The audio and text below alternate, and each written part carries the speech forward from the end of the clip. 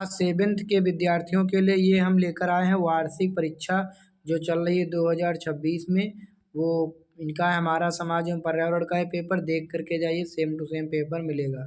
चलिए पहला प्रश्न है, किस ईस्वी तक मुगल काल का समापन हो गया था? तो इसका राइट आंसर यहाँ पे लिखा है हमने 1857 के विद्रोह के बाद अंतिम मुगल सम्राट बहादुर शाह जफर को पद से हटा दिया गया था। दूसरा क्वेश्चन है, सूफी का अर्थ क्या है?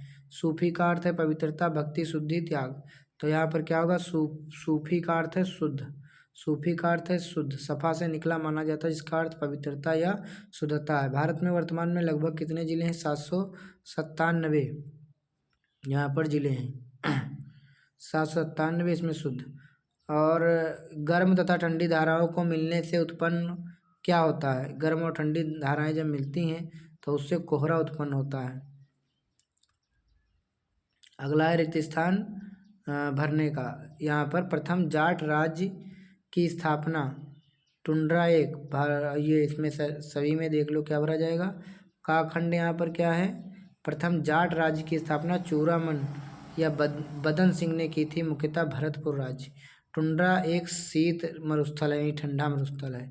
विधानसभा को राज्यपाल भंग कर सकता है। भारत राज्यों का एक संघ है।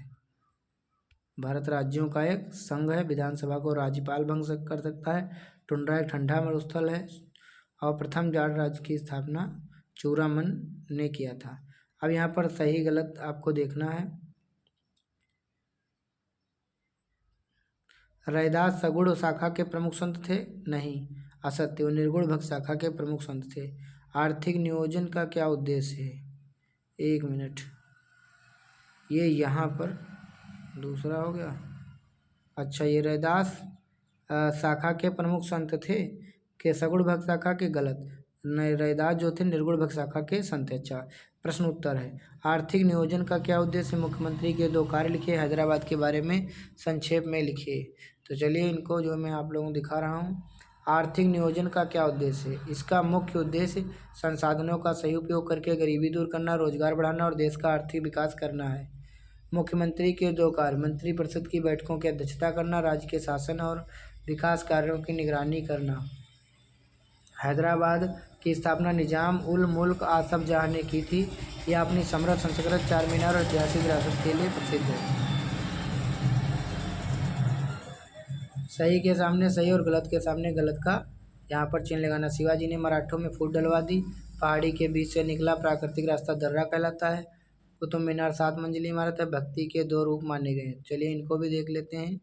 चौथा क्वेश्चन, शिवाजी ने मराठों में फूट डाल दी थी? गलत, उन्होंने मराठों को संगठित किया था। पहाड़ी के बीच से निकला प्राकृतिक रास्ता दर्रा कहलाता है, बिल्कुल सही। कुतुब मीनार 7 मंजिला है? गलत, यह 5 मंजिला है।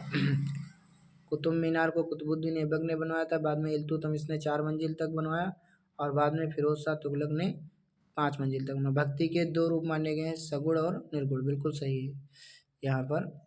अब हम लोग देखेंगे यहाँ पर लास्ट क्वेश्चन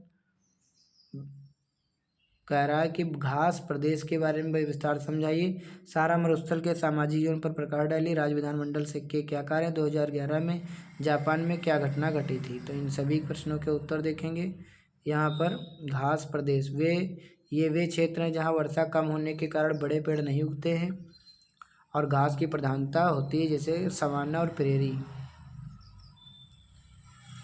प्रेरी उत्तरी अमेरिका में है। सहारा मरुस्थल का सामाजिक जीवन, यहाँ के लोग जैसे बेदुनिन और तुआरेग खानाबदोश जीवन जीते हैं। वे पशुपालन करते हैं और जल स्रोतों नखलिस्तान के पास बस्तियाँ बनाकर रहते हैं। राज्य विधानमंडल के कार्य कानून बनाना, राज्य के बजट को पारित करना और कार्यपालिका पर नियंत्रण करना। वर्ष 2011 में 11 मार्च 2011 को जापान में भीषण भूकंप और सुनामी आई थी, जिससे फुकुशिमा परमाणु संयंत्र को भारी नुकसान पहुंचा था। साथियों, यहाँ पर मैंने पूरा पेपर सॉल्व करा दिया है। मिलते हैं आपसे नेक्स्ट वीडियो में, तब तक के लिए धन्यवाद।